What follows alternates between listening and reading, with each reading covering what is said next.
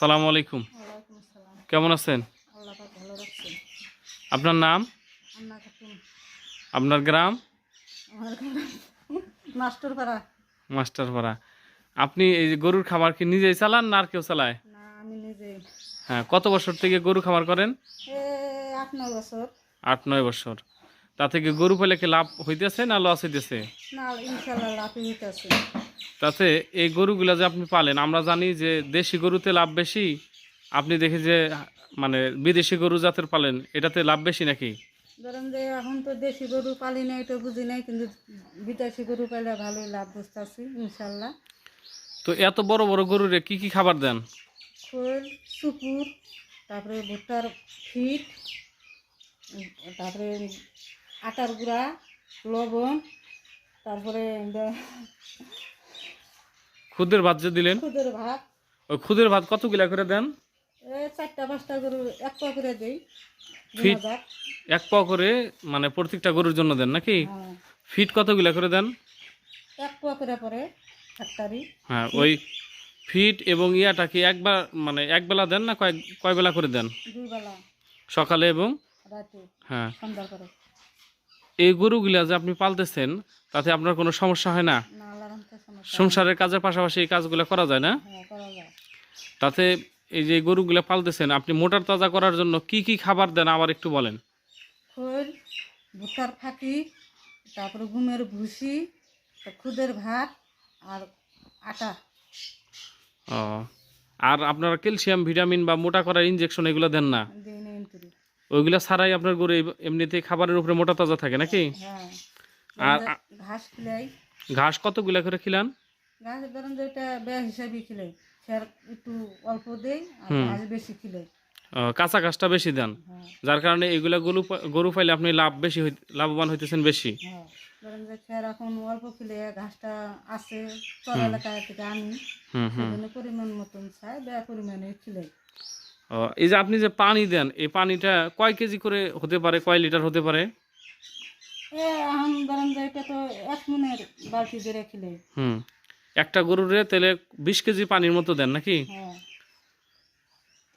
আর feed দেন হচ্ছে 1/2 KG করে না? 8 কেজি করে। বছরে কত টাকার গরু বিক্রি হয়? এখন ধরেন যে আল্লাহ দিলে তো এখন কিন্তু বেচা ধরি নাই, হুম পাল্টাছি। আল্লাহ পাক এখন যেদিনকে ধরেন যে জমি টমিন বন্ধক নিমু বেচলাম, সেদিনকে বোঝা যাবে যে গরুটা কত টাকা আসলো, কত টাকা দিয়ে কিনছিলাম আর কত টাকা আসলো। জি, তাহলে এইটা আপনার একটা গরুর থেকে কি 3টা গরু হয়েছে? 3টা গরু হয়েছে। কোনটা মূল গরু কোনটা? ওই যে কালাটা। ওই কালা গরুটা হলো তাহলে আপনার মূল গরু নাকি? হ্যাঁ, তারপরে কোন গরুটার বাছুর, কোন বাছুরটা হয়েছে? তারপরে এই এই গরুর এই বাছুর, ও, তারপরে ওই গরুর এই বাছুর। ও, তার মানে কি আপনি গরু যে পালতেছেন এর মধ্যে আর বিক্রি করেন নাই? না, বিক্রি করি কিন্তু। তাতে আপনি যে বকনা গরু পালতেছেন এবং ষাঁড় গরু পালতেছেন, কোনটাই বেশি ভালো লাগে? আর বর্তমানে এটাই বলতেছি, এটাই আমার কাছে ভালো। মানে বকনা গরুগুলোই ভালো লাগে বেশি নাকি? হ্যাঁ, এবং বকনা গরুতে লাভ হয় নাকি? হ্যাঁ। এগুলাতে যখন দুধ হয়েছিল তখন কত কেজি করে দুধ হয়েছিল? একটা 4 কেজি, একটা 5 কেজি 4 কেজি 5 কেজি। কাঁচা ঘাস তখন খাইছিল না? খাইছাম।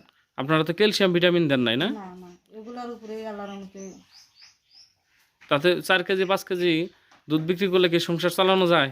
চালান যায়। সমস্যা হয় না? না, না, সমস্যা হয় না? না। আপনার যেভাবে সংসার চলছে, এইভাবে সংসার গরু দিয়ে আপনি সংসার চালাইতে পারবেন তো নাকি? পারবো ইনশাল্লাহ। পারবেন। এই যে শীত আসছে, যে শীতের সময় আপনারা গরুগুলাকে কি আলাদাভাবে কোনো যত্ন নেন না এইভাবেই থাকে?